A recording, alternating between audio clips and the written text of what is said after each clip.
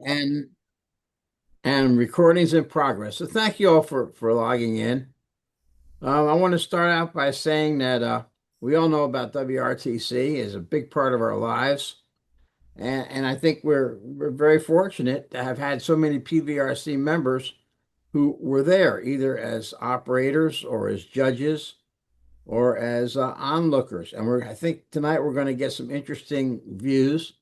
I'll ask everybody to let all of our speakers speak, and when all the six speakers that we have, assuming they all show up, and most are here already, uh, finish up, then we'll open up the floor for questions and answers. I'd like to particularly thank Tom K3AJ for the idea and inspiration to do this. So thanks, Tom. I think we're all going to enjoy it. I'm going to call the speakers in call sign order because I thought that was the fairest way to go and to not put any emphasis on any of the others. So our first talker is Jim K4QPL. And Jim, why don't you take the mic? And if you want to put slides up, go ahead and share your screen. Thanks very much, Bill. And I'm new on Zoom. I tend to be using Google a lot. Where do I get the share to put up a thing? Is it at the bottom on the share? Yep. Uh, Okay, it's at the okay. bottom. Let me Oh, see okay. I can put up something. Okay, where it that's good. says share. All right. I'm gonna hold on. Let me get this back down. The escape button, I guess, here now. Did I get back down? Oh, okay. Sorry. Okay. Um, Thanks very much, guys. And we've got a lot of people who have been involved, and people like Tim and other Tom as a participant, Tim, and so on. They're going to have a lot more to say about the actual contest itself and how things worked and so on. And so I'm going to concentrate a little bit more, and also because a little bit of noise has been coming out since the meeting on various reflectors about either gripes or suggestions or complaints or whatever. So I'm going to really just talk a little bit more about the experience as opposed to the technicalities and the contest part of it. Um, the model of WRTC, as most of you know, is in fact a mini Olympics. It is not, as a lot of people think, the way to find who is the absolute best contest operator in the world. We may have some of them there, but and they will hopefully come to the top. But the idea here is to take the name of the contest, the World Radio Team Championship. Emphasize world. This takes place within the context of IARU, which itself, International Amateur Radio Union, and the idea here is to have representation from around the world. You may have, it may be that the 10 top contesters might be concentrated in the US, Germany, and another country. But that can't happen. The qualification procedure allots a number of people from different regions, and that's how you get the teams there. And this should not be lost sight of, because otherwise the whole event would be nothing more, as I think Rich commented, a repeat of the scoreboard for CQ Worldwide or ARRL. That's not what it's all about. It's about being there and the experience. I took my wife with me, and this was an experience for her because she had often thought of, all this geeky stuff that we do, but she really enjoyed being there, meeting other wives, meeting people, talking, and then we did some sightseeing. But it was a really interesting experience for both of us as an experience, and over and above the ham radio side of it. Don't want to minimize that. That's why we were there. I was fortunate enough to be chosen as a referee, and I had never done that before. This was my first trip, but it was quite an experience. And everyone said, God, you're going to sit there for 24 hours. Oh, by the way, one of the qualification questions was, can you stay awake for 24 hours? Well, that 24 hours actually turned into about 40 by the time you got up in time to be at breakfast at 6 o'clock in the morning on Saturday, travel an hour and a half to the sites, get set up, wait for 1 p.m. local, which is 12 Zulu in England on summertime. And then you have 24 hours, and then everything has to be taken down. And you got another hour and a half back to headquarters, and then you've got dinner. And then by that time, you might be able to get to bed at a reasonable hour if your room is cooled down enough.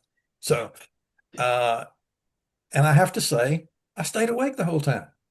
And it was amazing.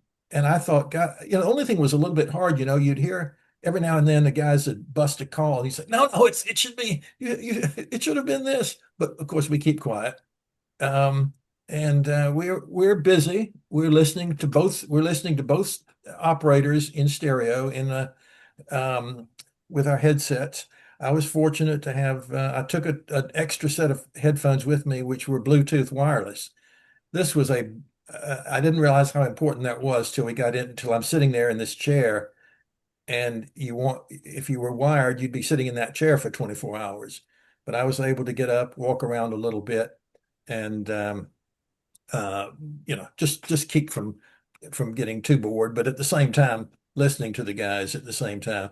One of the things you did was monitor their power. They were restricted to 100 watts, and each radio set had 100-watt, had two power monitors. And if they even flicked over into the red, they were technically violating the power requirement. I would just literally tap them on the shoulder and they'd crank the power down a little bit. It was a little bit wonky because depending on the frequency, sometimes the power would be a little bit higher than at other times. Um, I'm going to show you, let's see if I can get this up. We did have some spectators at our place. Here they are. Can you see them? It's coming up. There we got 'em. go. Whoa. We were right near this little shady spot, and the whole time that we were operating, there was this group of sheep that watched us very curiously. They were also somewhat important because we had been supplied with what the Brits euphemistically called a comfort tent. Um, but the wind got up and it was this thing was totally unusable as a comfort station. So we found the trees pretty much more useful for that purpose. Um, and let's see. Okay, I want to stop that one. And we had another. I want to just show you our team. Um, we had this. Oh, there we go. It'll come up again. Um, this is Europe number 5. Luca IK4. Oh man, why did I say that? JBL and Stefano 20, uh, 6, hmm? Charlie, Yankee, 7, Bravo, 2, Whiskey, Zulu, November, Tango, Yankee. Huh? Where'd that come from? I think Bud's computer was telling him something. Okay. Anyway, this was my team. Great guys, Italian. They were the European number 5. They placed in the middle of the pack. They had a very bad experience at about 2 o'clock in the morning. No, it was a lot later than that. It was closer to 4. The 80-meter dipole completely quit, and they were left with only 40 and 20, and so it hurt their multiplier count. And but they're good sports about it, and there wasn't much that could be done at that point. We also had here we go. Let's see. Oh, yeah, you'll like this one. This one. Oh, hold on. Why did that not come up? Anything come up there? No. I think you might have to share all over again, Jim. Sorry. Okay, let me try that again. Try share. Da da da. Where is it? Oh, go to browser tabs. Ah. Oh, here it is. Okay, let's try this one.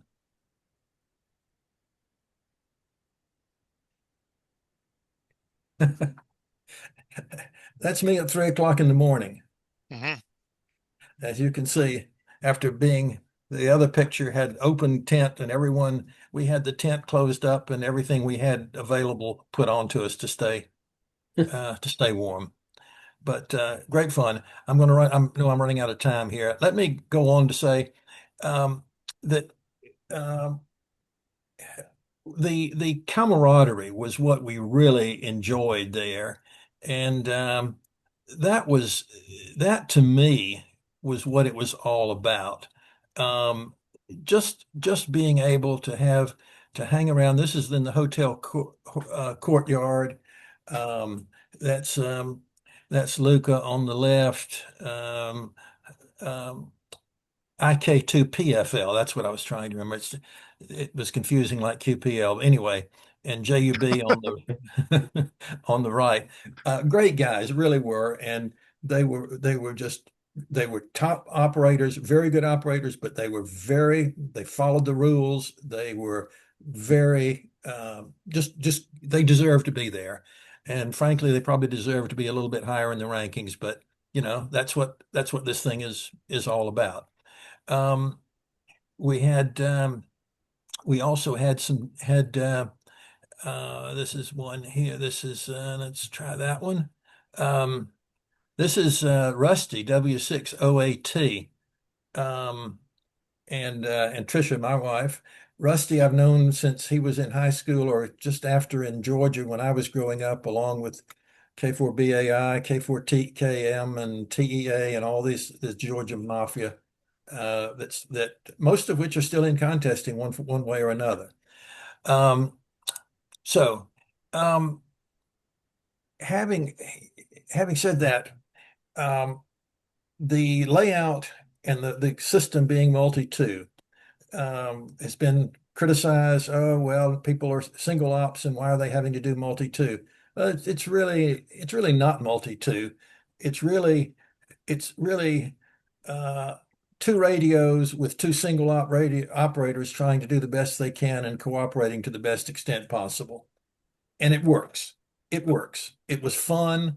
I don't think there were many complaints. Most of the complaints have come from people who weren't there. And um, the other thing that I think that I really want to emphasize is it is an international event. It's fine. You can't have everyone there.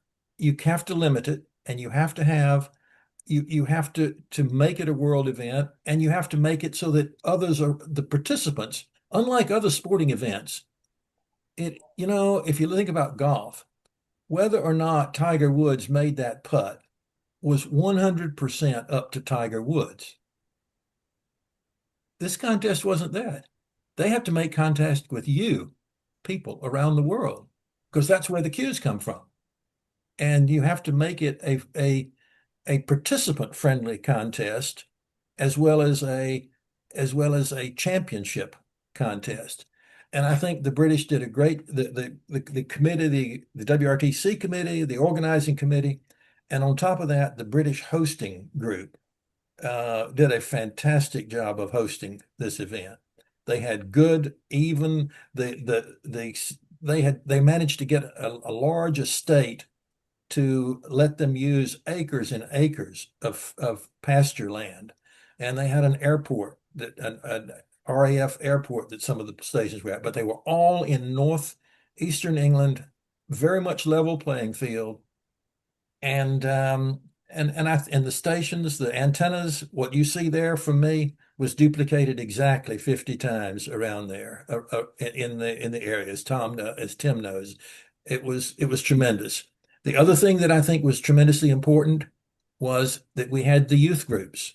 They were fantastic to have there and to see how well they did. And we had our own people there as well. And the other thing was the sponsors. The sponsors came through in a great way, not obtrusive, but in a way that supported the thing. The PVRC tent sponsorships was added to that. Thank you all very much. And overall, it was an experience. if those of you who are CW ops and read CW are into the CW op club, I did another little bit longer article in the August edition of CW ops newsletter. It's available publicly. If you haven't seen it, let me know. And I better stop there and give some other people a chance to talk. Thanks very much. Oh, by the way, this is the referee T-shirt. We were color coded. Contestants were yellow, referees were red. Way to go, Tom. Contestants were yellow. Staff were, what was that, Tom? Sort of a greeny, yeah, sort of a grainy color. And then I think there were some other colors of volunteers as well. But it was good. And we had placards that had our names and call signs so that you wore all the time, so that you weren't, even if you have a bad memory like me, you could remember who the people you were talking to. It was an experience, and I would really say, if you have an opportunity to go, if nothing more than a spectator, wherever it might be, if it's well put on, it's one of those bucket list items that everyone should have the opportunity to do. Sorry, back again. Who's next, Bill? All righty. Thank you, Jim. Appreciate it. Mark, KD4D, you're up. Oh, hi, Mark, KD4D. I had the privilege of being a competitor for this WRTC. Rich and N3W picked me up, and that was unexpected and a wonderful opportunity. Let me see if I can figure out how to do the share here.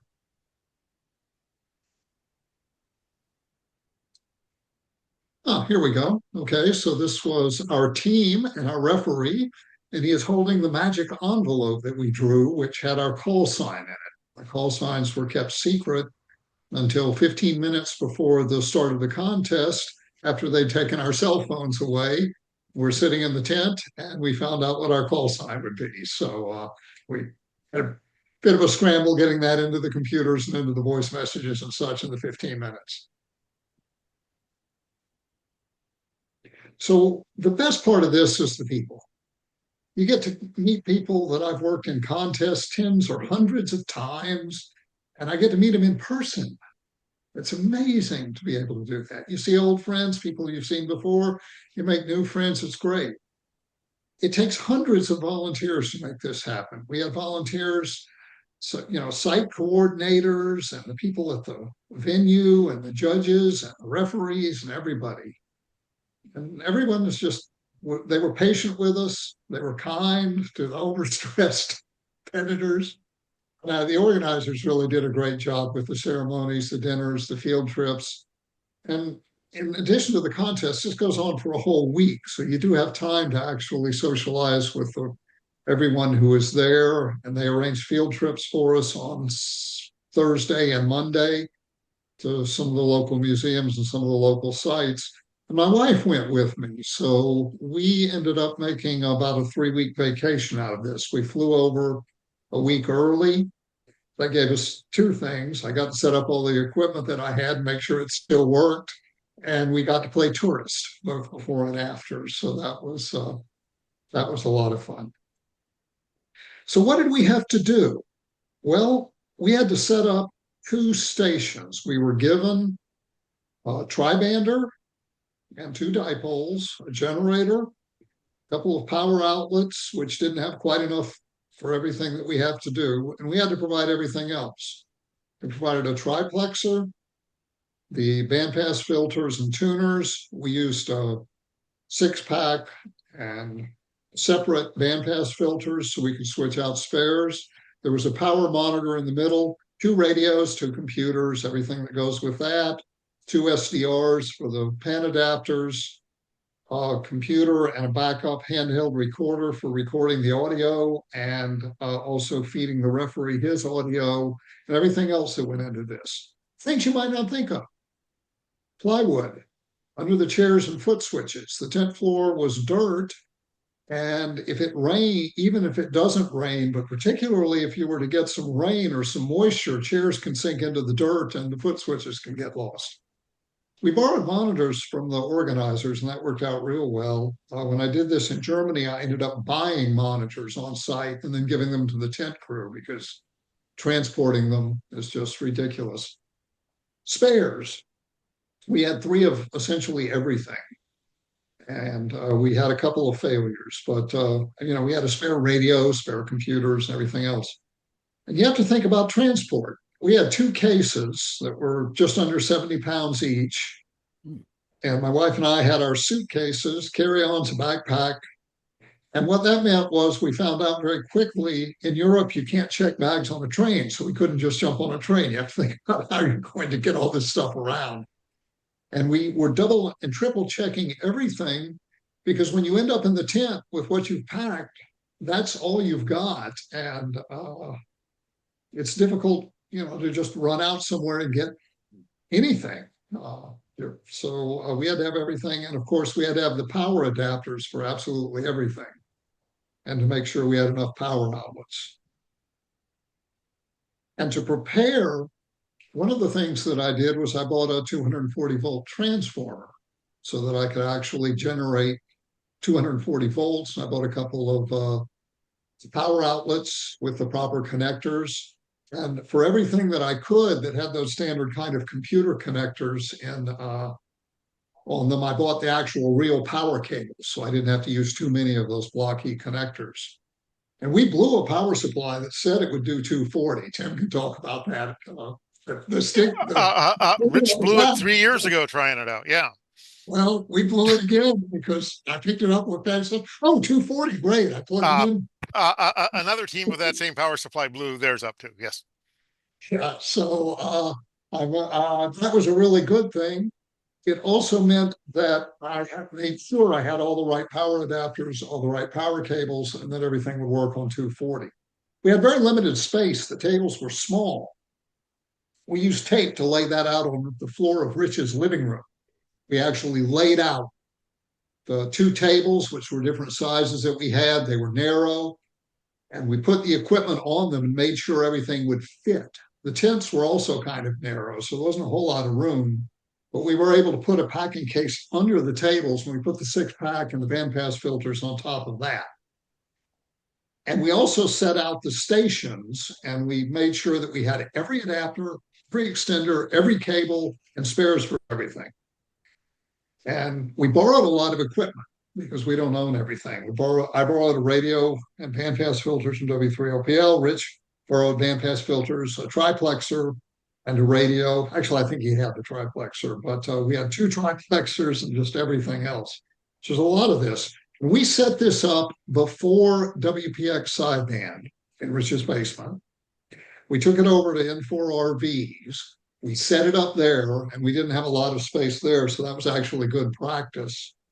We operated WPX SSB with the stuff, and then we took it back to Rich's, and we inventoried it.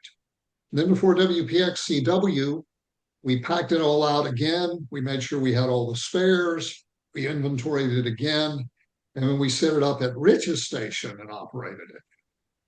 And then we took it apart, rechecked the inventory, and started packing. And I actually took some of this stuff to field day, so I had to be very, very careful that I got everything back into the cases and the shipping cases. I actually had a custom shipping case made for one of the previous WRTCs that will hold 2 K3s, 2 12-volt supplies, a couple of those small NUC computers, and most of the computer equipment in one case. And then I ended up buying another case so that we could put in all of the other stuff, coax and such. So there's a lot of work that goes into preparation, a lot of checking to make sure when you get into the tent, you have everything that you need. It's very stressful. Things will go wrong. When we got almost to our site, the estate was behind locked gates with no trespassing signs. We actually banged on a door and asked one person whether we could go into his gate. He said, no, you can't do that. It took us a while to figure out which gate we should have gone in. And then when we were late setting up, the van driver wanted to leave it seemed like right after we started. Fortunately, Rich had a rental car. And we were going to, there was no security on site. So we were planning on packing out a lot of the stuff on Friday night, but we ended up not having time and everything ended up being fine. We had a failed microphone extender cable, failed mod mic, and a failed wind keyer. So these things had to be swapped out after we determined that they weren't working. And one of the little portable LCD monitors we were using kind of as a spare and as a fan adapter monitor was noisy.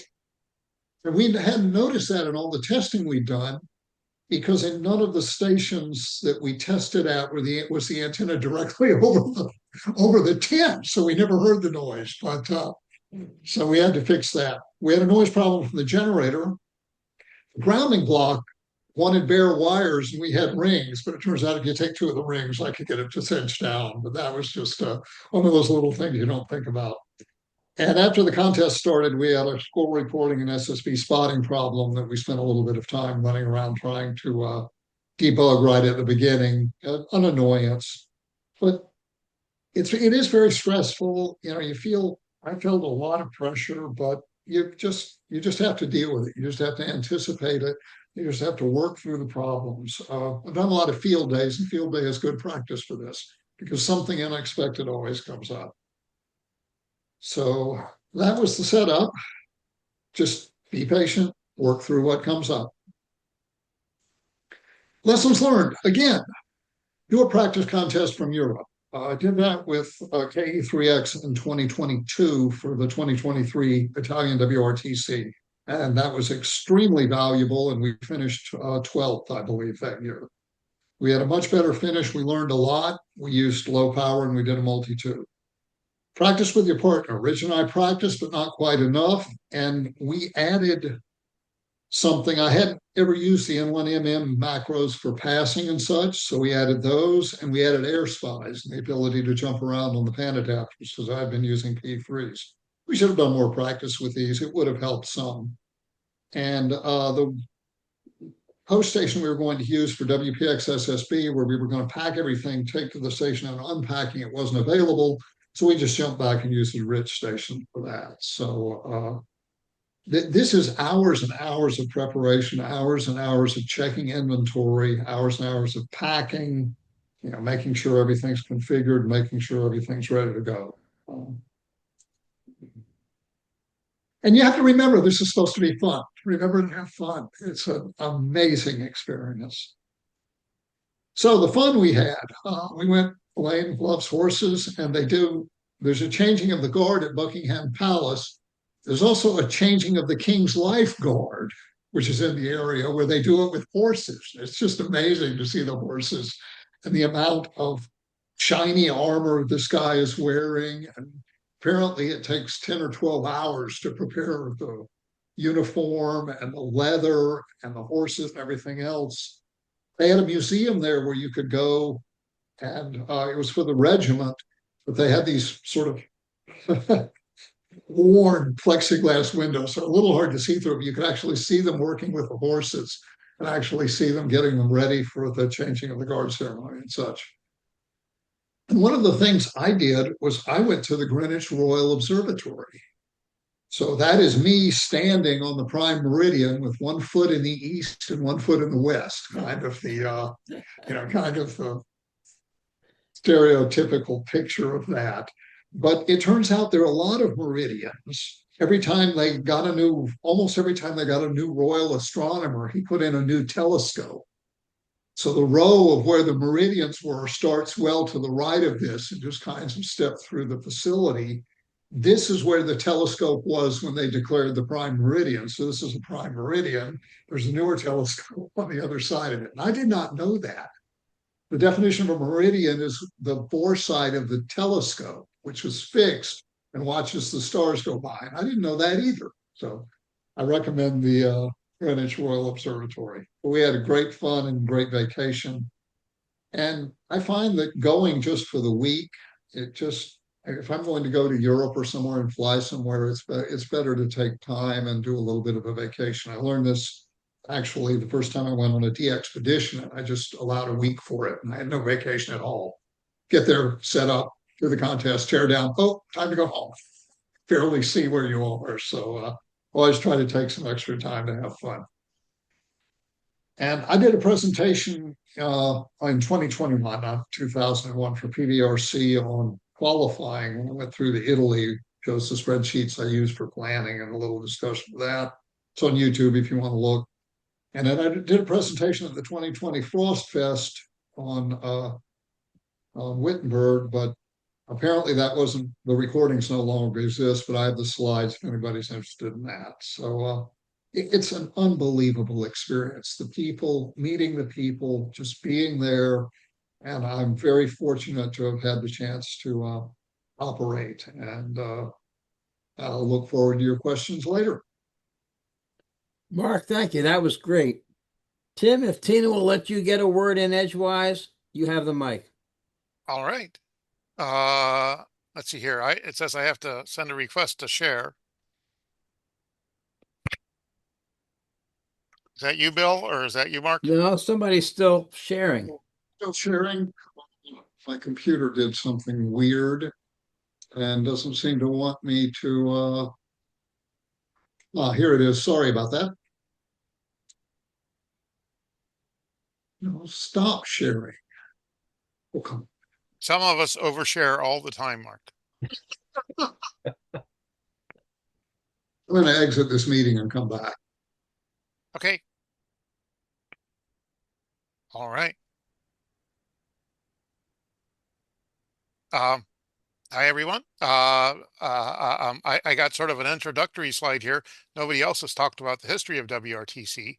The first one was put together in Seattle. I get to talk with Dan K7SS every couple weeks on some other subjects. Danny put that together, and of PVRCers, K3MM Ty was a participant there. That was rather different than the ones we have today. Back then, the participants flew to Seattle. They didn't have to bring any radios because they used the radios of the host stations. They didn't set up in a field. They were at various host stations around the area. They weren't all perfectly matched, and it was mostly multi-single. There was a single transmitter on the air, and you could have a second receiver. Things are quite a bit different today. You've seen some pictures of the station setup. It's multi-2. There's some even more radical ideas for how it might change in the future, but I can't make any promises to how it's going to change. If you want to learn more about WRTC in general, WRTC.info, which is maintained by Randy K5ZD, is an astounding site. Everything you'd ever want is there. So my first participation in WRTC was in Italy, 2022, or actually 2023, when Rich and N3W invited me. We had a rather unique QTH there. We set up in an airplane hangar. That was not your typical QTH, but it worked out very well for us. Turned out to be a very low noise environment, RF-wise. There have been a lot of discussions about qualification for WRTC. You might benefit from coming along here, typing in your call sign, checking out how others stacked up in your area. To be a teammate like I was in Italy, you had to be in the top 12 in your area, and I just barely made it, thanks to Mark and Rich, who ensured I made it by making sure I count my multis with them counted. You can see how you stacked up in 2026. I did pretty good, but you can't just be very good. There's a limited number of qualifying areas. If you check out for those of us north of the Potomac in Maryland, for example, we are in qualification area NA1 for 2026, and that includes W1 and W2. And it's an incredibly intense task to come in the top 2 slots where there are only 2 team leaders. There's also a criteria for being a teammate. So 2030 hasn't been announced yet, but when they do, there will be a very incredibly detailed set of qualification rules. And trying to strategize to qualify for a top spot is not a minor deal. It's basically a game of 400 dimensional chess. It's a big deal. Anyway, for 2026, I was not a competitor. I took my contesting resume, turned all the knobs to 11, and I got in as a referee. Even though I was a referee, I was traveling with a competitor. I traveled with W4IPC, a PVRCer, Connor, to England. You can see here, even though I was not a competitor, I brought 3 radios used by W4IPC and W0AAE and all the station accessories necessary to set them up. Mark talked a little bit about packing. Let me tell you, when after you start thinking about packing for WRTC, you start looking at other contesters, wives and families they're bringing along. You don't think of them as their family. You think of them as their luggage allowances.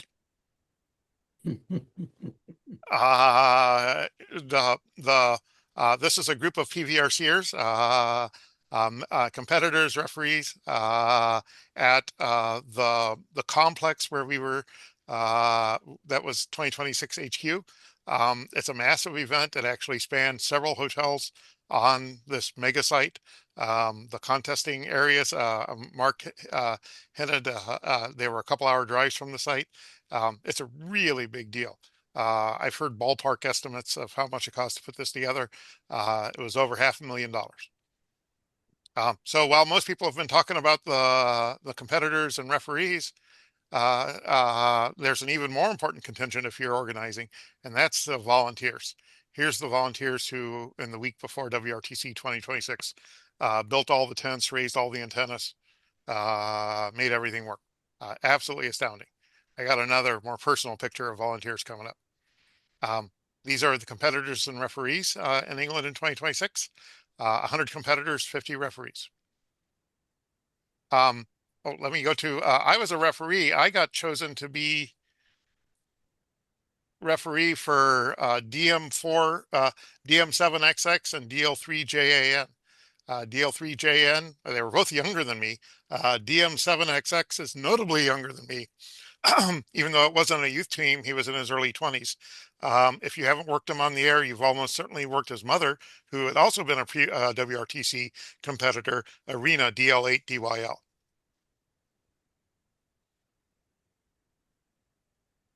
So this is my team setting up. My team did a great job setting up on Friday. After referees and competitors have been paired, they go to the individual sites. Our site was in a horse pasture. It was pretty much impossible to set up a tent without at least some horse manure being in the tent, but we were lucky in that the weather had been very dry.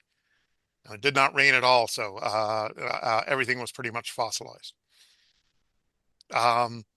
This is me helping me there during setup. This is the starting gun. At the starting gun, so the competitors have to have their radios on a non-contest band. They have their headphones off. I give the countdown and they put on their headphones. Okay, then they get to go find their run frequencies or start searching and pouncing. My team did a very impressive job. I was very impressed with how they set up and how they cooperated during the contest. I mentioned some of the important, more personal referees. Everybody's talked about how you got to stay up more than 24 hours. If you include leaving early Saturday morning for the sites to getting back Sunday very late afternoon, it's closer to 40 hours. Anyway, we had some very cheery volunteers who would come by and make coffee for all of us. Just an astounding service from them. It was I can't emphasize enough how much the volunteers make all this happen. A set of results were announced on Monday after the contest. I'll talk to you a little bit about this in a little bit. It's scoring the contest in the 24 hours after the event is a pretty big deal for the referees. Sorry, for the judges, the judging committee. In addition to the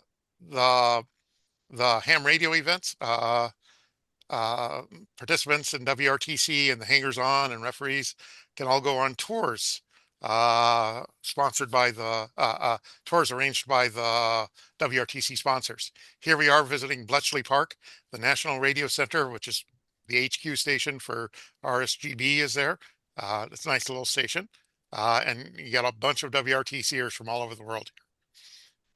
I want to point out that while I thought Bletchley Park would be more interesting, Duxford Air Force Museum, where we went on our tour, was astounding. Um, I'm local to the Smithsonian. I'm local to Udvar-Hazy. I thought, oh yeah, I'll go see some planes. I've seen planes before. It's not a big deal. It is a big deal. It's not the planes. It's sort of the curation of the stories of all the people involved, not just the locals, but the Allied Air Forces who were stationed at Duxford. It was amazing. It's truly moving how much people gave everything to preserve democracy. It's truly moving. Of course, I got to see some Spitfires fly too. That was great. So since the event, I've gotten on very good terms with a couple of the judges.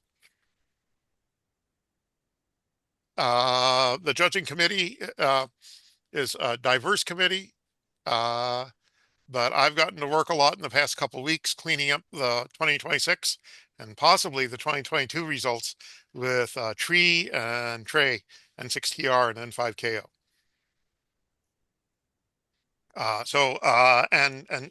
We can expect the Croatian bid for WRTC 2030 to be announced. After it's announced, you should look very carefully at their qualification rules, figure out how to stack your efforts in order to fit into your qualification area. And if not end up as a team leader, at least build up all the relationships that will make you chosen as a teammate.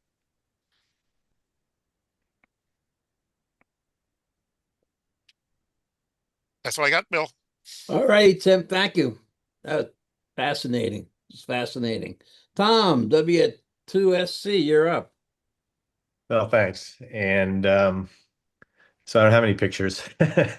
Not quite as technical as the rest, I suppose. But I guess first and foremost, the British team did a phenomenal job. So there'll be some carping about the results and some of the things that Tim is intimately aware of. And we'll see how that goes. But none of that should take away from what a phenomenal job the British team did. And they did it in 3 years rather than four because of the last one was delayed because of COVID. One thing that wasn't mentioned, which was kind of hard to believe, is just how hot it was. It was hot, and it had been hot for months, and they're not ready for it. The facilities, the meeting areas were air conditioned, but the rooms were not.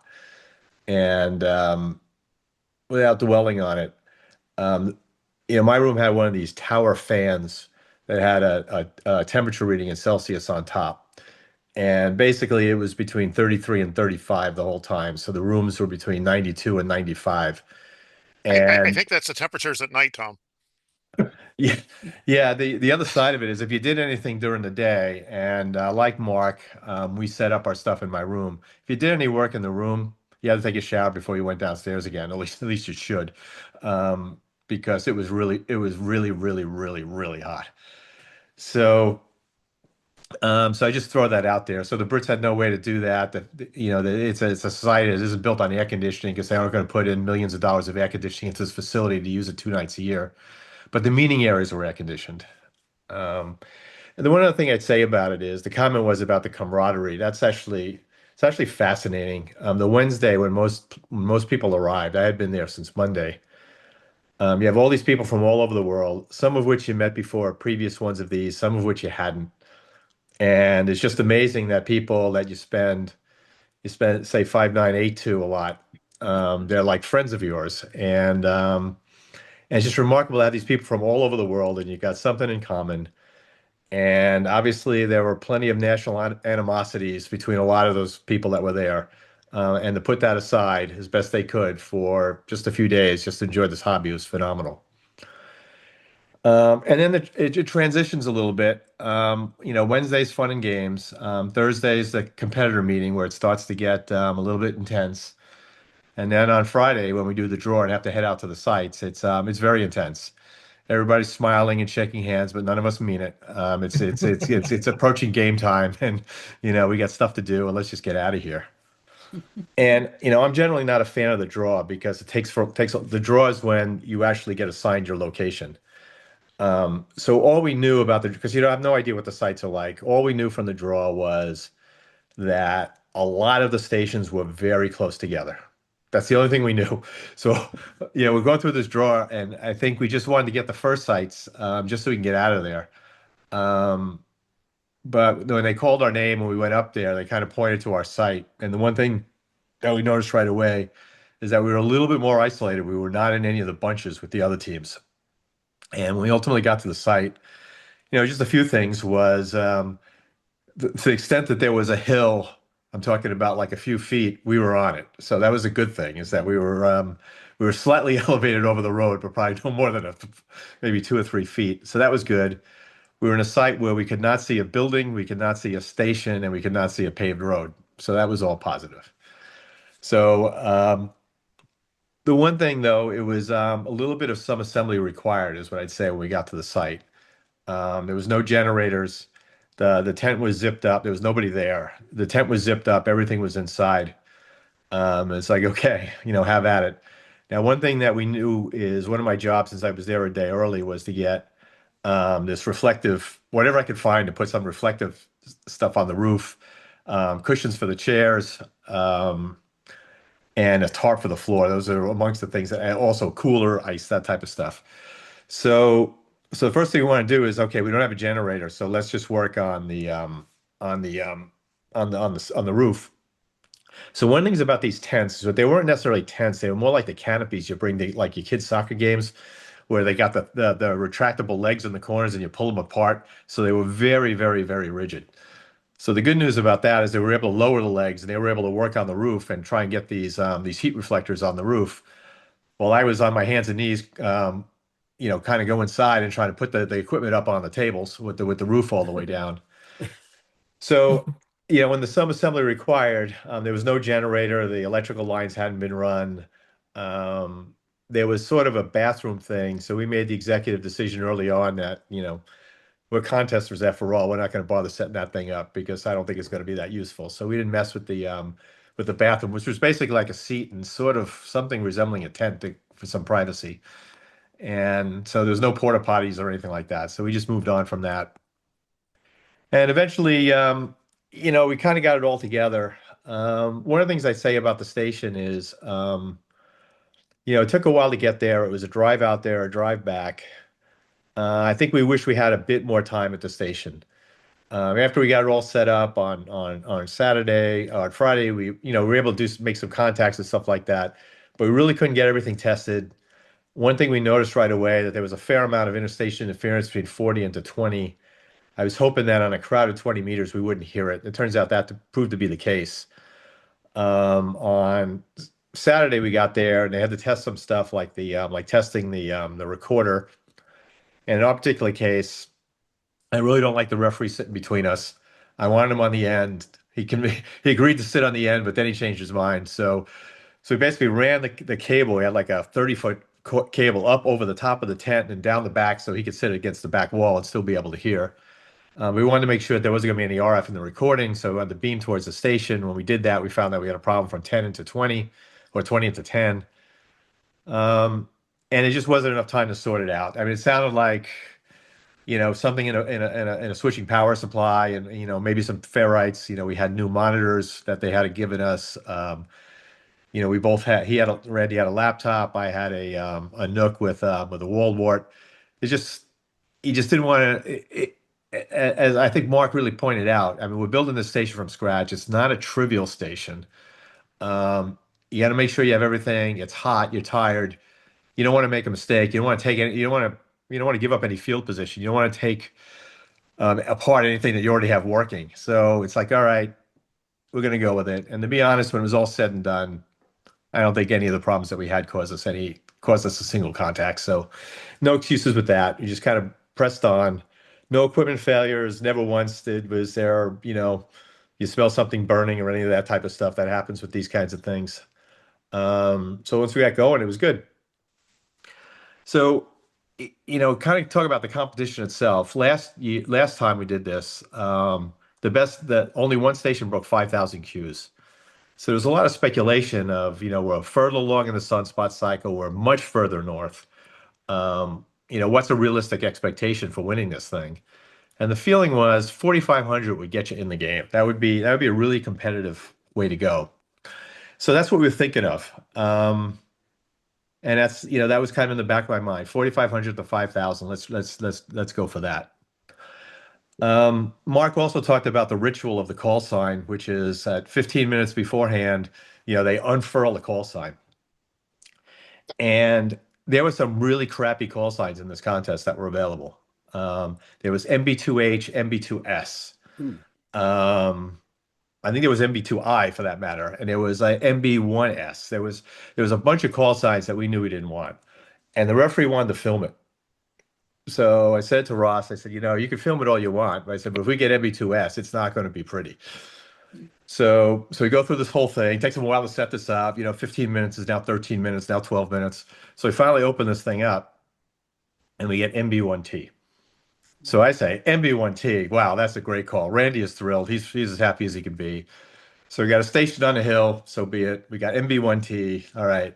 The station seems to work, at least well enough to work, guys. So let's get this thing going. So the contest starts. So I'm on 20, and we really not much of a plan. I was going to start on 20. Randy's going to start on 15. We figured 15 would run out of gas, and the first place he would go was 10. And then we play it from by ear the rest of the way. That's really the extent of our planning. So 20 gets off to a huge start.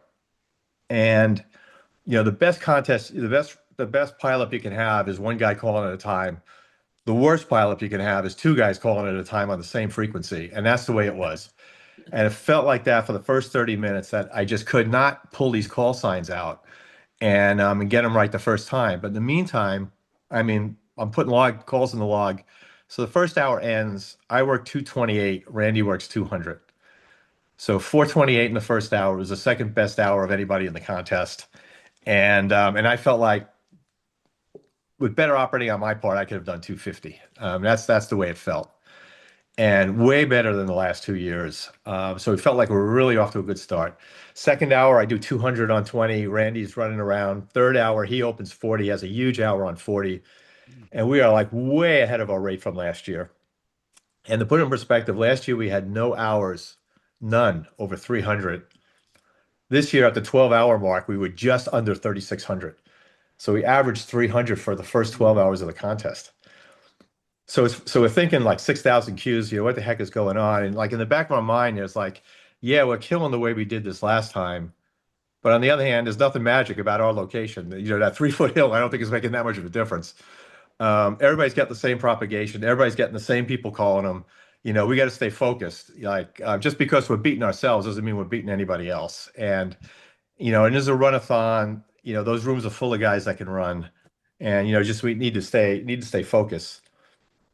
So what was really shocking was 15 meters. These antennas they're 10 meters high. 2 elements on 20, 2 elements on 15, 3 on 10.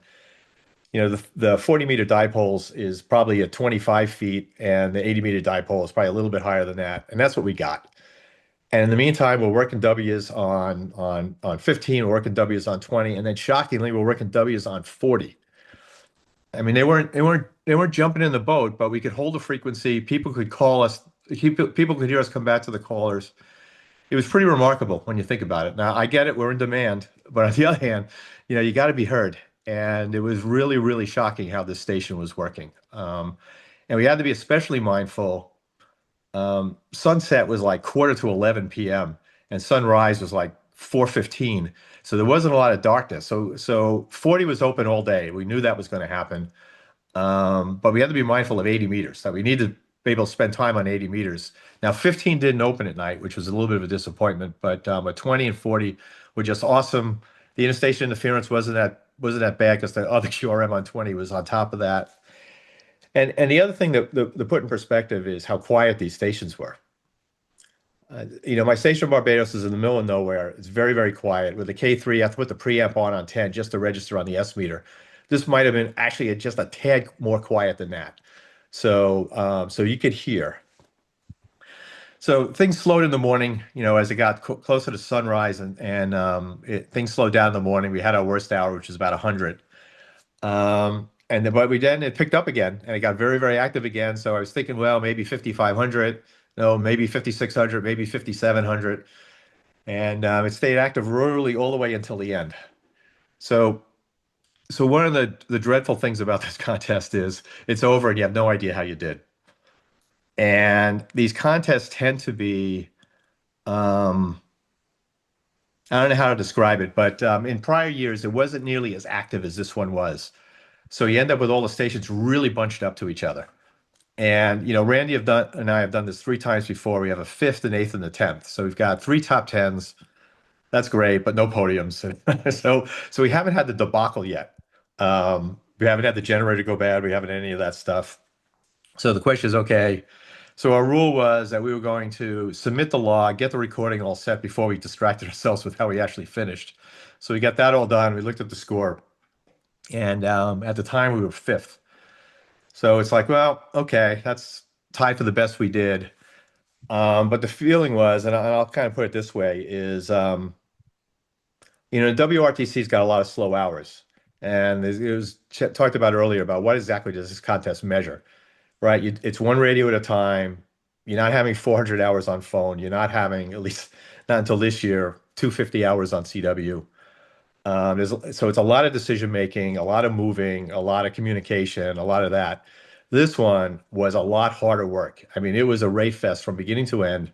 If you're going to go tuning for mults, you had to give something up. I mean, you never felt like there was no sacrifice for tuning for mults. You always felt like you were giving something up when you did it. So it was a lot more decision. It was a lot more intense. There was a lot less downtime. A lot less time to run out to go to the bathroom. And so it really felt like this was more of a competition than some of the previous ones. So my feeling was, even though we hadn't seen the score yet, I felt like this wasn't a debacle. I felt like, we had worked hard. I thought we made good decisions. I thought we worked a lot of stuff. The station was fine. And, that was really the play. That's how we played it out. So, my take is the Brits did a great job. I would have loved to have a little bit more time at the station to really have wrung out the last issues. But at the end of the day, it all came together. I think we did as best we could have done. We could have made some better decisions. We could have moved more guys. And, we'll see. The results are a bit noisy at this point. We'll see whether we move up or down as a result of it. But, I was really glad to be a part of it. I don't know if we'll do it again. We'll both be 70 next time. But 5th, it's tied for our best spot. Maybe we'll move up. Maybe we'll move down. We'll see how that works out. But if you told us before the contest we'd finish 5th, we would have taken it. But you can't finish 5th and not think you could have finished 3rd and actually gotten on the podium and taken home some hardware. So I guess that's what I've got to say. Like I said, it was probably the most enjoyable, most competitively intense one, except for the Russia one, which had a different set of rules. So there's a whole different set of engagement between the 2 operators. But once again, hats off to the Brits. They did it in 3 years with a very, very, very small team. The competitors' meeting had virtually no questions, which was a tribute to the preparation they did beforehand. And like I said, it was good. And like I said, I think it's a bucket list item. I hate to say it because I've done it 6 times now, because I've done 2 other teammates, or 2 other times with another teammate. But even if I wasn't competing, I'd go back just for the camaraderie and just for the experience. Thank you, Tom. Our last scheduled speaker is Connor W4IPC. I don't see him on my screen. Connor, are you there hiding somewhere? We also have Mark WH7W here. Oh, how did I miss that? Mark. Yeah. Can you guys hear me? Oh, we sure 5'9". can. Okay. All right. Because we still don't have internet out here where I am in Hawaii at the station. So I don't know. I guess you guys don't know who I am. So I'm going to try to quickly. I was licensed in 1977 and joined PVRC in 1978. My first contest was sweepstakes. And I'm not sure. I grew up in Baltimore. And I can't quite remember who introduced me to PVRC, but it wasn't soon thereafter that I was in college at University of Maryland, double E degree. and busy at school. I think I for sure remember playing around at the University of Maryland radio station. But then my first job was with Harris Corporation down in Florida. And then I went back to school at University of Florida for a business degree, and then worked in Fort Lauderdale, wound up in Arizona, went to medical school in Florida, and then moved to Hawaii after residency. And that's how I wound up in Hawaii. So I'm trying to move it along here. So I live in a condo in Waikiki, and wound up buying it. And then we got permission. Well, I guess I got permission from the condo association to put an antenna on the roof. Now, if you know Oahu, Waikiki is on the south side of the island, which is not the good side of the island for most of the U.S. oriented contests, where you want to have a good eastward takeoff from the islands. So I'm on the southwest side. So I was always at a competitive disadvantage, but I got an antenna on the roof of the building. I had a hex beam up there, and but it was always really frustrating. And then I found out I'm sure everybody knows Bill K4XS or KH7XS. So his station, this was his second station where I'm at now. So he had moved out here to Lapahoihoi on the east side of the Big Island. And then he moved back to the mainland. Then he came back out again, bought another piece of property, and put up another station. And he decided to leave, and we wound up buying it. So it's a great station. It's a great location. And that all said, if I lose you guys, it might be because I get cut off from the cellular service, by the way, because I've already been kicked out a couple times during the meeting here. But we redid the station. There was stuff that Bill did that I didn't really care for. And being an engineer and a doctor, I'm kind of friggin' anal retentive. So I'll just leave it at that. I think most of you guys can appreciate that. So we did it right. And we finished. It took 3 trips for my tower guys and everybody, because weather, it's a rotating tower. And when we looked at the base of the K0XG rotating tower, it was all rusted. The bearing that the tower was sitting on had never been lubricated, and it didn't even have a Zerk fitting. So Paul K7PN, who is the tower guy who comes out to Alex KH7 or KH6XX up on the North Shore, Pupukea, Paul said, why don't we just redo everything? So we refabricated a new base, took the whole tower down, bought a whole new set of antennas. It was all opta beams, and now I have up JK antennas, and buried heliacs and did it all right. But we didn't finish until I think it was March of 2024. And for Italy, the Italians actually gave a unique position to Hawaii. They actually dedicated a spot to Hawaii. And I kind of was sort of following WRTC, but I'm busy at work and I'm on call. And I mean, I just too damn busy. And plus I didn't have this property yet. So then when I saw, wow, I missed the first 3 contests, but there were still 12 to qualify, and then looked at the qualification, it had changed. So they went back to the old OC1, which include Brunei, Philippines, Guam, and East Malaysia, and down to some other Micronesia places where there's very little ham radio activity. But long and short of it is, I was like, you know what, I'm going to go for this. So I set my sights and buckled down, and being in Hawaii was great for the US oriented contests that count towards qualification. But the Worked Europe contest, there's a JA guy that always goes to Brunei V85 RM, or I forget the cost, RH. He always goes there. He kicked my butt. There's another Japanese guy that went down to Palau and kicked my butt in one of the All Asia contests, because for me, I had to try to score well in some of those more obscure contests in order to give myself a better chance. So long and short of it, I made it. And then as team lead. So, and then I wound up picking John, NH7T. So John he's been to WR, or at least he qualified for a couple times. I think he only went once to Boston, but he qualified for Russia. And maybe some of you guys know, but he's a pilot. I'll leave it at that. He mainly lives in Alaska, so we didn't really get to practice together.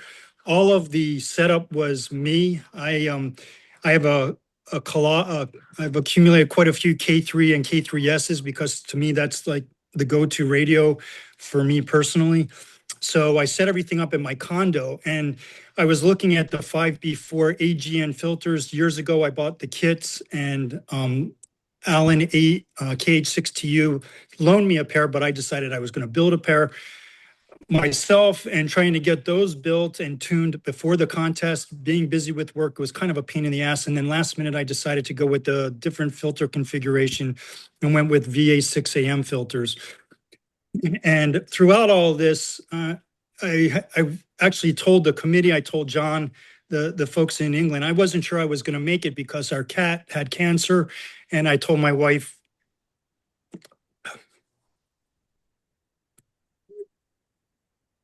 I wasn't going to go. Yeah. Anyway, we had to sleep, and I made it to WRTC. Sorry, and it worked out all right. But so I went and visited family. I got to hook up with Tim at his house because he lives very close to my sister, and in Bethesda. And it was great to meet Tim and get some tidbits because Tim has experience. And then I think Tom mentioned how friggin' hot it was in England. Oh my God, I was jet lagged, couldn't get any sleep. All the station prep was on me, shipping all the stuff over there. And then getting out there, I think one of the things nobody mentioned was the highway. One of the main highways going up there, the morning of the contest was closed. And then the Friday when you got to go to set up, they had vans to take us up there. And our van was over, there wasn't enough room for everybody and all the equipment. So that was a hassle, and John had a car. So like Tom said, we could have used way more time to set everything up. And then I was tired trying to set things up, not wanting to blow anything up. But it worked out all right. I think John and I went there without any expectations to make any, crazy score because we hadn't really practiced together our strategies. Some guys went with an entourage of people setting, carrying equipment for them, setting everything up. They just kicked back and drank coffee while the station went together. They had people doing computer analysis for propagation and what have you. So we went and had fun. And I think getting back to Jim, the very first comments and some of the other guys, it really was about the people. I mean, a lot of guys that you just, I kind of got back into radio contesting after I got the antenna on the roof of our building in 2010, and then up at North Shore here on Pupukea, and had been away from contesting. But there's a lot of interesting people in ham radio, and that's what it's about. And people that do different things, different accomplishments, and then from around the world. I mean, it's just really cool to meet people that you just, them maybe by a voice or a call sign or whatever. And the camaraderie, and with that, I'd say big shout out to the PVRC guys for I kind of felt like a little lost of sorts going there. And then at least I knew Tim, and the PVRC guys were all very friendly. And it's a little bit cliquey. I think the guys who have been there, they know one another and they've seen one another before. And I'm kind of pretty isolated out here in Hawaii, and also being in South, I just been to Dayton just a handful of times and don't even make it back to the mainland that often. But we had a couple issues. One of the things the guys didn't talk about is the chairs. The seats that we were sitting in. Oh my God, my tailbone. After all the flying I did to get from Hawaii to England, I don't know about you guys, but when I sit on an airplane seat, the seats are miserable, and my tailbone was killing me. It was. I had to take foam rubber that I had used to pack equipment and sit on the chair to try to get at least the least bit comfortable. And quite honestly, I was exhausted. I faded. The last 6 hours, John really held the team together. But I guess the bottom line question as I look through my notes and everything is, would I go again? And the answer is definitely. It's Tom mentioned it's a bucket list kind of experience. I mean, if you're into ham radio and you're into ham radio contesting, which if you're on this Zoom meeting, you obviously are, it's definitely worth going, even if you go as an observer. It's just really cool. And I think I was fortunate in that this was my first time.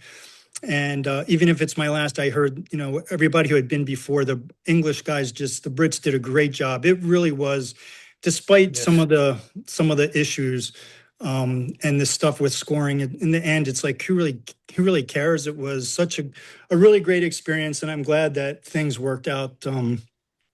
Yeah, it worked out the way they did. So I don't know. I might real quick because I don't have any pictures, and hopefully I won't lose. But I got to turn my camera. I wonder if I can turn my camera around. Maybe not. But so this is the view from here. So we got we're at 1,000 feet. That's looking towards the mainland, if you can see. And then there's the tower. The tower survived Lala, the hurricane. I don't know if you got a look. Yeah. Yeah. So, but it's a fantastic spot here. It's a great radio location. And yes, I have to fly inter-island to get over here.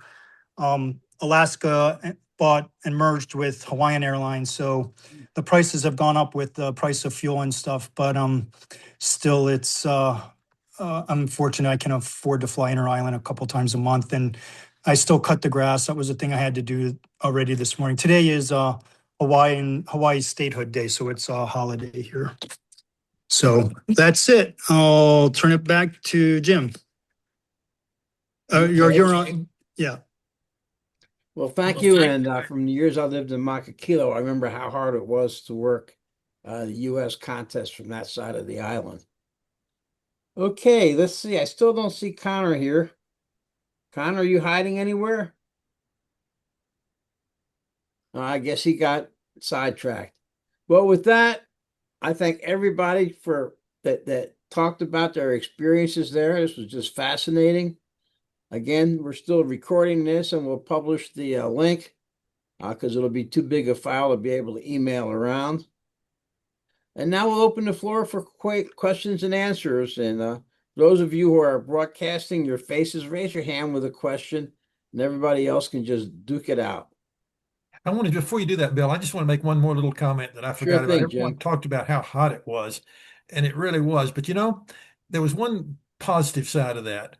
The main headquarters area and the bars were air conditioned. And people who didn't want to stay in their rooms, you couldn't stay in your room. It was really too hot until pretty late at night. But you could go to one of the lobbies around the hotel or in the bars or wherever, and you just had to meet people. And in some ways it made that camaraderie because it was miserable in the rooms, no question about it. Tom was right and others, but if you could, I mean, like me, I was a referee. I didn't have to worry about it. I watched you guys fight over your equipment and your all that kind of stuff. But we to make it, you know, sort of make that point.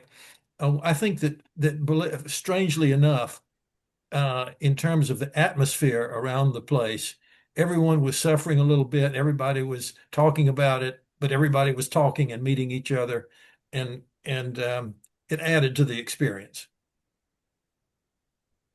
Thank you. And now for questions. Floor is open.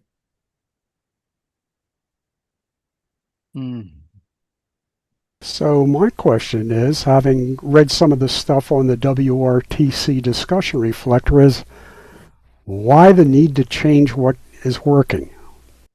We don't, Ted. That's my opinion in 2 words. Kind of agree with you, Jim. But you know, I'll never get to WRTC as a competitor. I don't have a decent enough station here, but I still have a heck of a lot of fun working everybody. And you know, it seems to work. So why break what's working? You're there, Ted, and that's what makes it. It's like the Olympics. This is not going to necessarily distill out the very best operator in the world. It's going to, it's a what do you call it? A conference of a lot of fantastic operators, like the ones who did compete, like Tom and like Rich and all of you. It was great, but the purpose was to have people from around the world there. And you also have to be able to provide QSOs to you guys. There's no point in not in these teams that were working their butts off in the heat and the other stuff that was on the ground. But with it isn't, they're not there by themselves. They need you back home and around the world making those contacts and making those multipliers. So I'm I'll leave that to those with a little bit higher pay grade. But Ted, I don't know that there's a better format than we had. Yeah, So Jim, if I can amplify, I think especially since Boston, but also including Germany and Italy and now England. All the organizers have made a great attempt at publicity and running up interest in the larger ham community about the event. But the guys in England did the best job. That's why 5,000 QSOs wasn't a high watermark, Tom. It was a bare minimum to even be listed anywhere in the top 40. They've done a great job building the interest and Ted, for example, did you or Mark KB3Z, did you guys look at the scoreboard? Did you guys look at the greedy chart, see how many you'd worked on different bands and modes? No, I did not. I Okay. stayed away from the I stayed away from the WRL thing. I didn't Okay. even look at the contest online scoreboard. I was just Okay. concentrating on trying to hear and make contacts. I Okay. said, Did I don't did care any where I end up for this thing. Just want to work as many of those guys as I possibly can. Okay, so you were trying to work as many of the competitors as you possibly could. That's good. Did anybody else, specifically try to chase down all 50 of the competition teams? I know myself, I did not but I enjoy just working the contacts that I was able to do. And for some reason, I woke up at like 1 o'clock in the morning and I came over to the radio and decided to operate for an hour. And I was really surprised how many of the IARU sponsored calls I was working. And Mhm. it came out, I think I scored like 132K or something like that, which, I was quite happy because I normally don't score that high in an IARU contest. And it was a lot of fun. It's a good test for one's equipment, and I can understand the frustrations of, having to operate. I mean, we operate NAQP at 100 watts, and we know how much of a struggle that is if you're used to, using a little bit of heat, as they say, and to make sure that those guys didn't, even when they were using their voices, go over 100 watts. That has got to be difficult, and I would Yep. think a lot of pressure. So again, if you haven't decided to chase the competitors, they're just any old station in England from IARU HF standpoint. But the interest run up by the organizers Yeah. is what yields a 100-watt station making 5,000 QSOs in 24 hours. Yeah. And overall, If I was just going to add, on the rules, so I guess having done 6 of these under 3 different sets of rules, the contest was originally one radio could transmit. I mean, way back at the beginning, there was only one radio. Yep. And then the first one I did, one radio could transmit, and the other one can tune and find people, and could enter stuff in the band map, but it was kind of hard to be on the same band at the same time. And then we also did Brazil that year. We had amplifiers, kind of whole another story. And then we did Russia. So the Russians had the advantage. I mean, in the history of this thing, the Russia contest revolutionized WRTC because they had done this type of event in the past. So the Russians was the first one. Everybody's in the tent, everybody with the exact same equipment.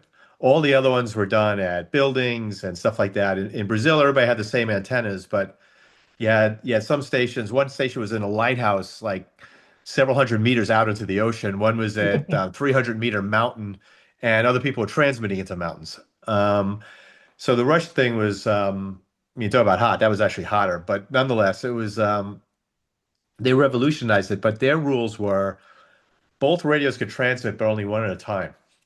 So you had a very interesting thing about running guys. Does the run guy interrupt the CQer or vice versa? And how do you do that? And how do you lock out? And who do you give priority to? And that was also the first year with triplexer. So that was actually a very interesting one. So that one was kind of near and dear to our hearts because that was the one that we did the best at. And that one was interesting. It took a lot of thought and a lot of communication and a lot of figuring stuff out. But the feeling was with this lockout thing, you basically would call somebody and then maybe you couldn't get it back, so you'd be locked out. And the feeling was it basically turned presumably what supposedly the best operators in the world into what sounded like a bunch of guys that didn't know what they were doing. So Boston was the year where they went to pure multi-two, and that way it made the best operators supposedly sound like the best operators. And it's kind of been that way. Um, you can cut it a bunch of different directions about which way is good, which way is better, or whatever. I think the Russia one had the advent of teamwork, and this is a team competition. I think trying to create more teamwork is important in this contest because it's not really measuring the limits of operating skill because you're never really having super high rate hours. I mean, high end operating now is basically operating two radios at once. You're only operating with one radio. So how do you get this team element more? And I think that is the rationale for perhaps some of these other rule changes. The rule change that I vehemently oppose is this idea of having CW pileup and sideband pileup things and having them contribute to the score. Yeah. You know, my analogy is that's like having a weightlifting contest the day before the Super Bowl and giving the team that wins 3 points. I mean, weightlifting, I'm sure, correlates with a Super Bowl victory, but it doesn't correlate as much as actually playing the Super Bowl. The game is the game. And why have things that correlate with success when you can actually measure success? So I think the pile-up competitions is a stupid idea. And on top of that, the best CW operators in the world, the people that can operate CW the best in the world, none of them are in that room. They're all 13, 14-year-olds in Eastern Europe that can copy at 130 words a minute. Those are the best CW operators in the world. So nobody in that room would want to compete with them in a CW pileup competition. Yeah, there's more to winning contests than copying the code. Not that it isn't important, but there's decision making, there's patience, there's longevity, there's butt in the chair. But I did want to resonate on something on a few other points. There's always talk before these contests that there's not enough publicity, not enough publicity, not enough publicity. We didn't make 5,000 and 6,000 contacts this year because conditions were phenomenal. They weren't. The hard paths were hard. Working South America was hard. I called HK1T over and over and over again and couldn't work them. I couldn't work the LU headquarters station, which is a big station with big antennas. Randy worked the Chinese headquarters station, but it took him a long time to do that. So it wasn't like conditions were phenomenal. They weren't. Just there was a tremendous amount of activity on. And I think that goes to the publicity. When we got back Well, to the just hotel, listening. people loved this WRL thing. I mean, people would tell me that they were glued to the monitor 24 hours a day. People stayed up all night just to watch the scoreboard. And for me, it's like, we're out there in the tent and we're busting our ass and it's really, really hot. And I'm glad we're entertaining you, but that wasn't the goal. But Well, Tom, sorry. It was great to hear so many PVRC calls. I mean, I was yeah, sitting there listening and to both of my radios and my team. And of course, I couldn't say anything and say, but to hear so many of you guys calling in and not so a lot of the people that aren't here tonight was the publicity was good. And I was sort of reinforcing what you were saying, Tom. Sorry. yeah. Another thing that's a little bit weird about the setup there is that Eastern Europe and the US were 180 degrees apart. So those antennas weren't swimming in front to back. So there really wasn't any penalty for going one direction or the other. So, in our result, it's always the same thing for us. We're both single op guys. We don't spend a lot of time tuning. We don't spend a lot of time moving guys, and it shows in our result.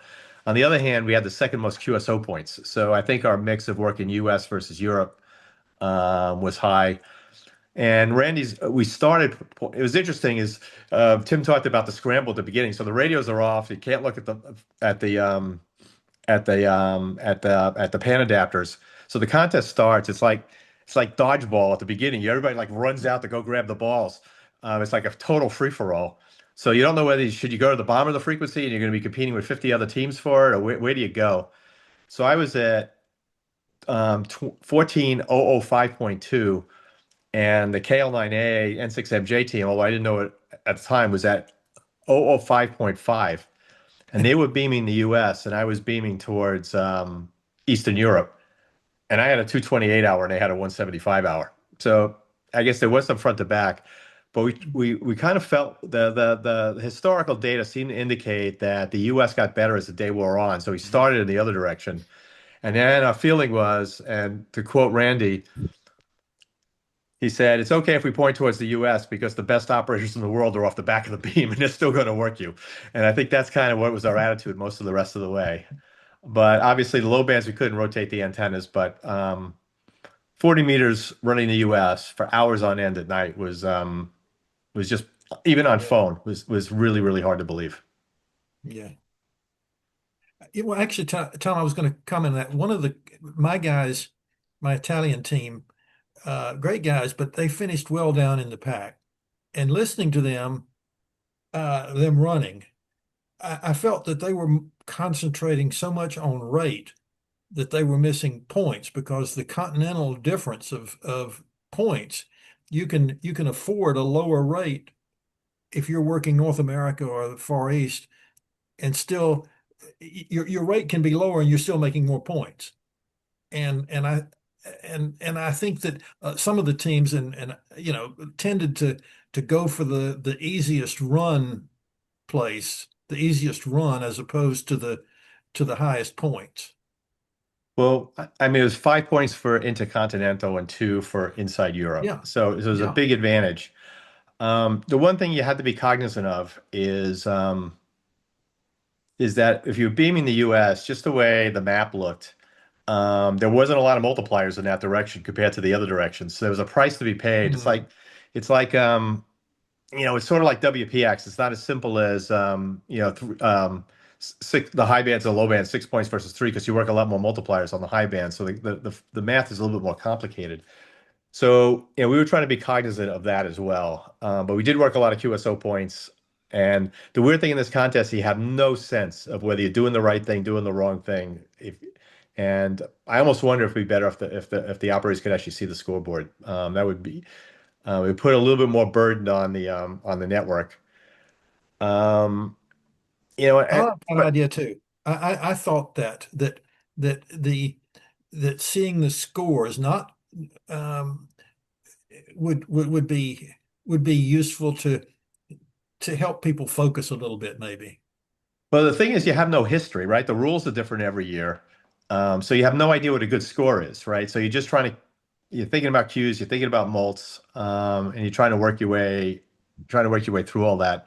The one thing we did ask, and it was easily accepted, is we asked our referee not to look at the scoreboard during the contest. We didn't want any body language. We didn't want any of that stuff.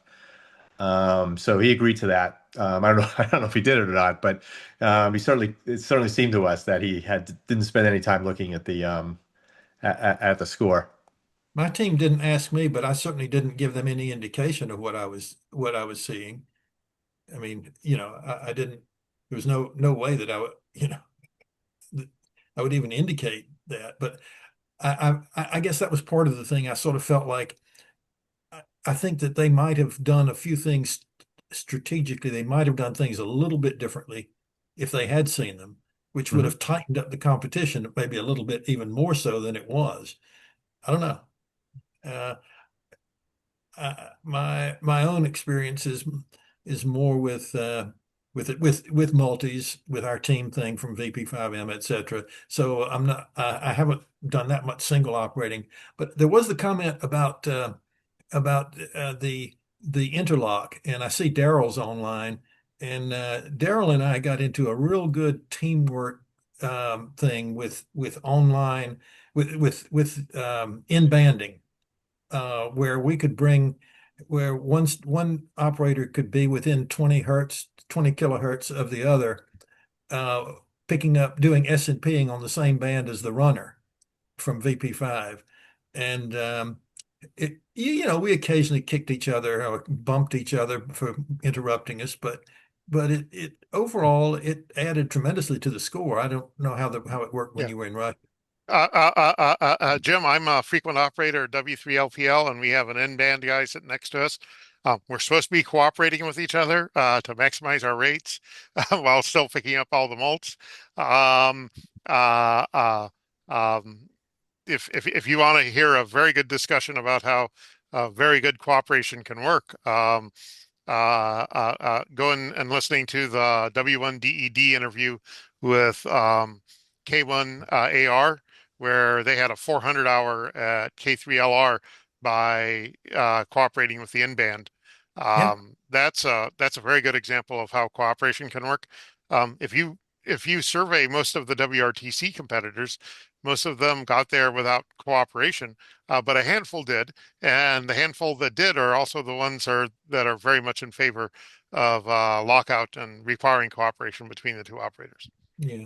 Well, I think the other thing we did was we stayed with the same team, a mini team, a sub team. Like Daryl and I worked together as one team, and the other two ops worked together as another team to make that in-banding work better. Yep. So it's sort of like a ballet. You sort of get the feel of how the other person's working. Am I overemphasizing that too much, Daryl?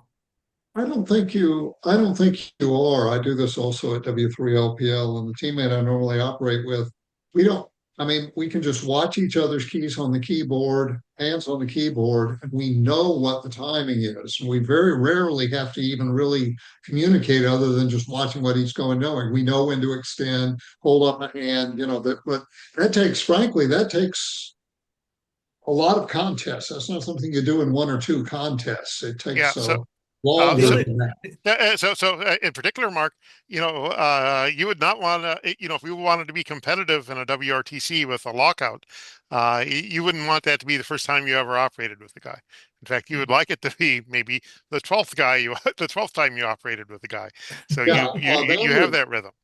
that would change if they stick with if they went back to that format and they stick with the same method of qualifying. That's going to change teammate selection quite a lot. Yep. If they were to go back to that format. Yep. I think the other thing that works well with the in-banding is and helped me being a referee is when we in-band and I'm the second radio operator, I'm listening in stereo. I'm listening to the run guy as well.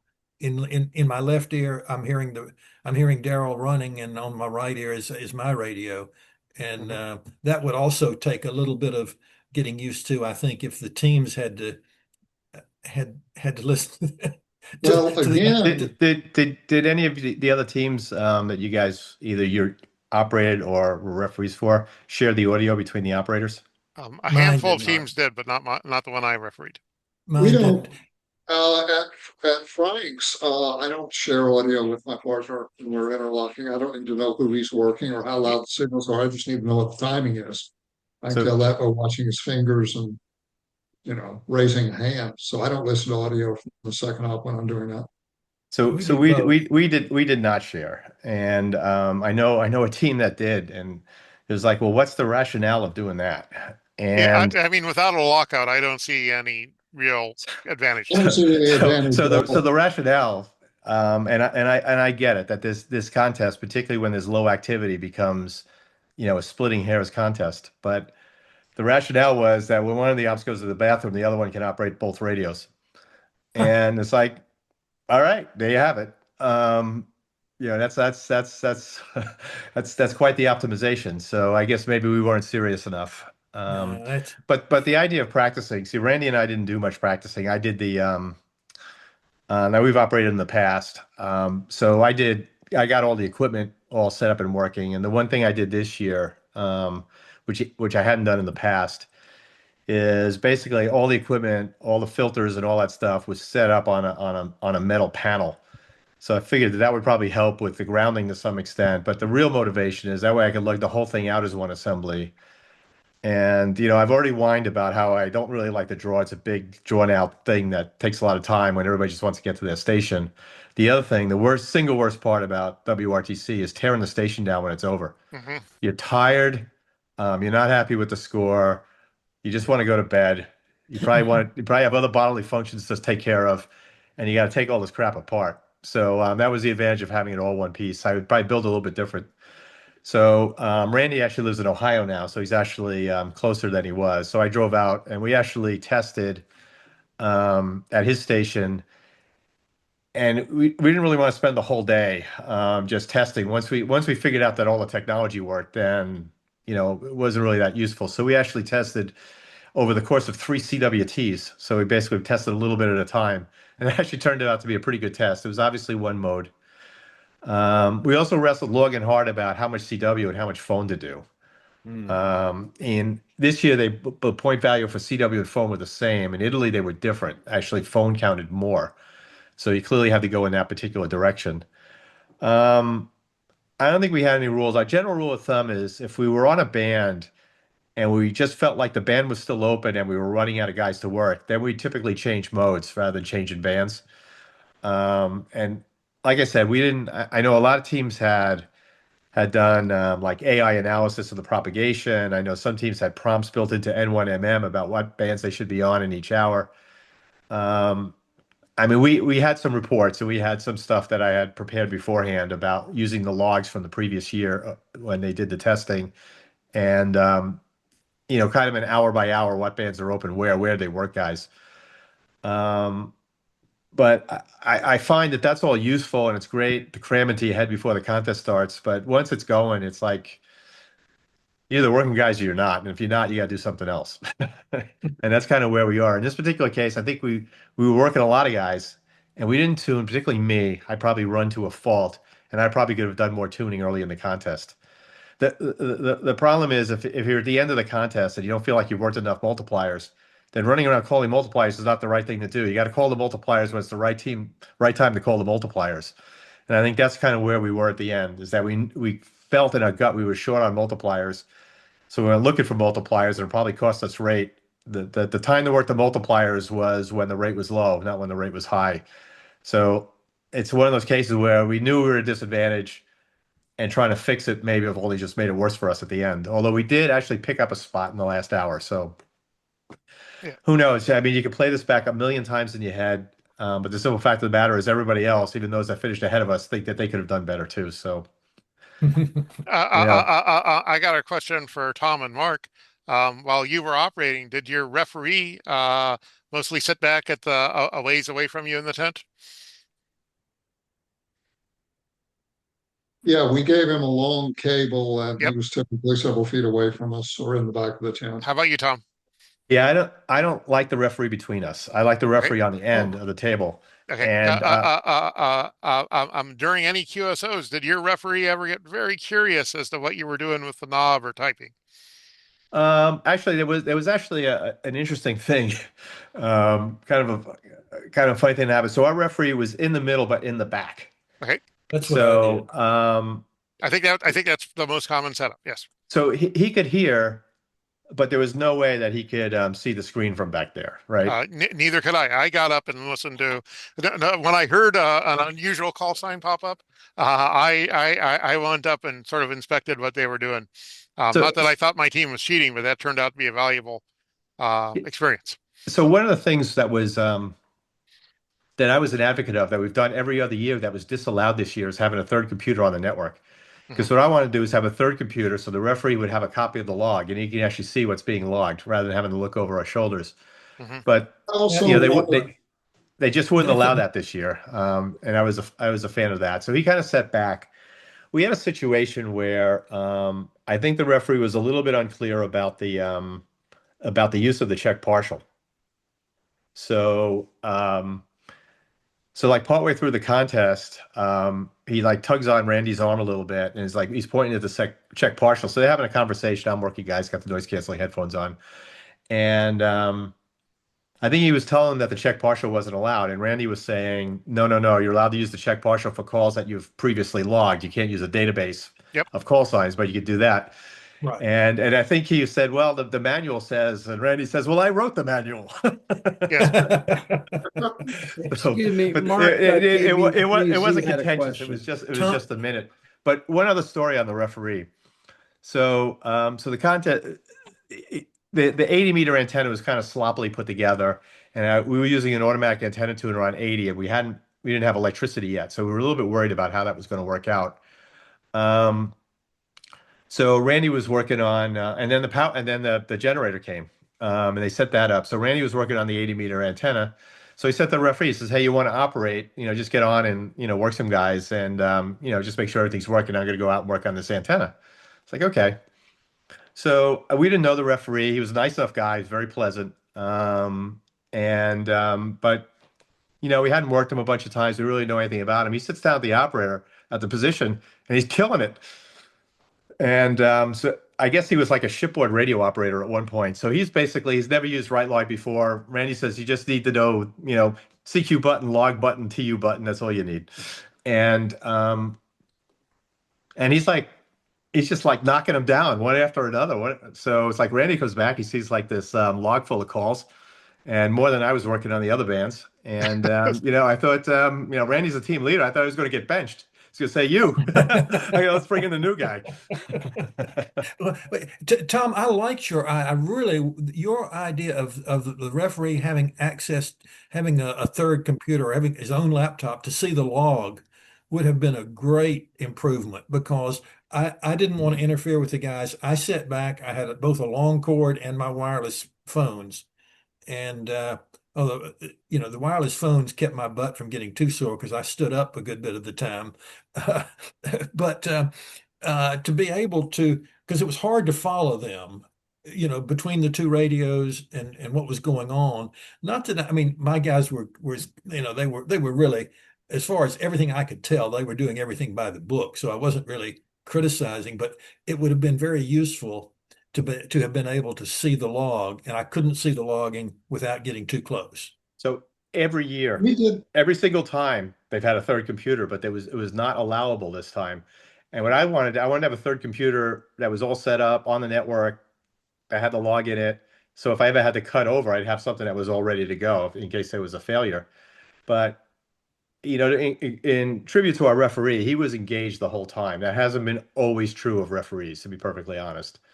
And I kind of felt like the computer gives them something to engage with. They have rather than just having this incessant noise in their ears, to actually see what's being logged, and other subtle things. Is what's being logged the same as what's being sent? And are you making corrections without sending corrections? There's a whole bunch of things that they could see if they could actually see what's going on in the log. And there's no way that he could have possibly seen both of our logs, because Randy and I were kind of turned a little bit away from each other. So we weren't like tripping each other's Vox and stuff like that. Now Randy had a foot switch, I had Vox, but just so we could hear a little bit better. But I don't know, just a variety of things. So they obviously were afraid of various whatever shenanigans would come about by having a third computer on the network. But every other year we've had that, and I've always thought it was a good thing. Fortunately, we've never needed it, but I think it kept the referee entertained and engaged. Let me interrupt for a second, please. Okay. Mark KB3Z's been trying to get a question in. Mark? Sorry. Well, I was just going to make a simple comment. Just hearing you guys talking, I'd never operated in a multi-op situation.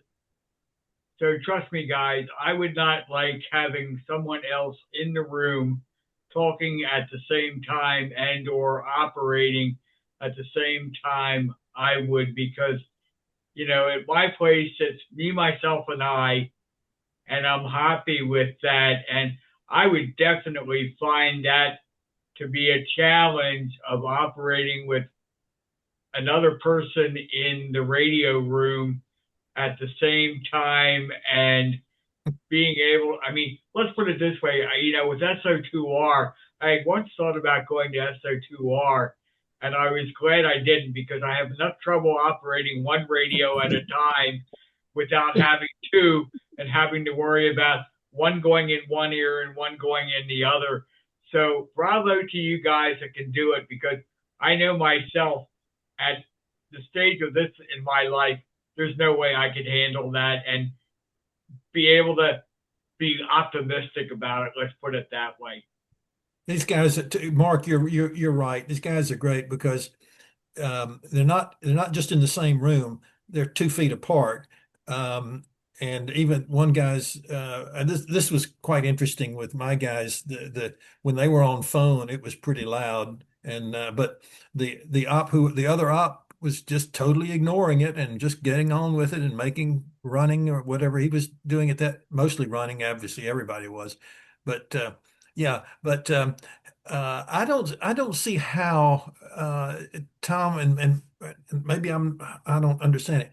I don't understand if, for example, that third computer was held by the referee or out of sight of the two operators, and it was simply the in a network situation, it was seeing the actual log, which shows whether it's radio one or radio two that's making the contact and the mode and the frequency. I don't see how observing that and block the keyboard, whatever you want to do, so that the referee can't be a third operator, which we wouldn't be anyway. But you know, I just think it would have made a huge difference to me if I had been able to hold a laptop and seen the log in front of me in real time as they were doing it. And I probably would have, I might have even had a few more objections or comments to the guys if I was, but you know, you can't, when all you're doing is hearing, even though you're hearing both sides, you know, you're actually you've got four audio sources. You've got what your operator is hearing, what he's sending, what the other operator is hearing, and what he's sending.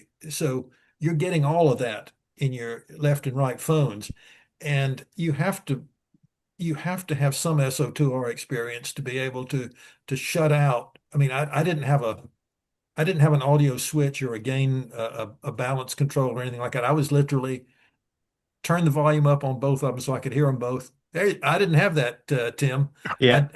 I I have a box similar to what Tim has. So the referee had the option of listening, you know, one radio in both ears, either the left radio or the right radio, or split. He could do either one of the two as he saw fit. And he Yeah. also had a volume control. That was kind of an idiosyncracy of the recording device. So Yeah, I we could have. gave My them, guys had the volume control, and I set it all up, and I was happy with it. But I didn't feel that it was, and I guess part of that was also having done the, you know, in banding and stuff like that. It didn't bother me to have one radio in one ear and one in the other. If I wanted to listen to the left radio, I listened to it and maybe missed some stuff from the guy on the right. But I switched in my brain rather than on with electricity. Yeah, we I mean, gave them I went well on the third computer. It's just I did make a point of it on the reflector that we've always done it this way. I think it's a great help. And I think, you know, I think they were concerned about some untoward activity that could be done with that third device. And Yeah. you know, I think, I mean, given the state of the results at this point in time, you know, maybe they were right to be suspicious. I don't really know, but Well, Tom, but in the I, end, Tom, I thought it would be a good thing. yeah. And they said no, and it's like, all right, no is no. It's one less thing I need to bring. Well, why didn't they? Okay, they could have given me a monitor. I Yeah. mean, you know, Jim, I think there would have been some advantage if the, um, especially people who don't have, you know, astounding eyesight. My operators were using little laptops with like 10-inch screens, and they were, you know, 7 feet in front of me. Mhm. I think there would have been some advantage in mirroring their video yeah. um, over to me. I don't think there would have been as much advantage in having a logger on the network. The call, Tom, you hinted as to some of the work that's still going on with the logs. Um, I heard several very interesting call signs pop up. They did not sound reasonable given the propagation. Hmm. I went up and watched you know, those got me up out of my chair. I was standing behind the operator who was working that guy. I wanted to see exactly what he was doing. I wanted to see exactly what he was typing. I wanted to see if he had anything on his radio or computer screen. Um, you know, I was unable to put 2 plus 2 together while I was in the tent. You know, it wasn't my operators benefiting from the To tell you the truth, guys, with Windows, when you can set up multiple displays and pick what, you know, for the additional monitor, what you want to really view. So they Yeah. could have easily done that without having the next has to have computer. At the same time, Mark, the operators have already maxed out their luggage allowance and a little more. Yeah. The referee, you don't want to put too much referee burden on the referee and ask him to bring 2 monitors and a video switcher. For me, the right mix was when I heard something interesting to get up and stand behind the operator, let them know, hey, I'm very interested in what you're doing right now. I'm going to watch up close. They never objected. They weren't doing anything wrong. I think getting everything working and stabilized and organized in the tent, I don't want to underestimate how much work that is. Yeah. And there's some resistance to having another thing that's either another noise generator or that's susceptible to RF that you need to debug if something goes wrong. Or the referee could mess up your log if he hits the wrong button on his computer. I actually asked the right log guy about that in the past. Is that can he make a read-only version of the logger so they can't type anything? Yeah, I mean, but Mark, your idea for screen sharing that would go a little ways towards what I would have liked. Well, and I would think too, guys. I mean, even if the monitor or the person, the referee, did have another computer, I would hope that they would be professional enough to not tinker around with something they shouldn't be tinkering around. Yeah, I'm very familiar with a couple loggers, but I'm not familiar with all of them, Mark. I'm not sure I would be qualified to configure my PC to work in somebody else's network.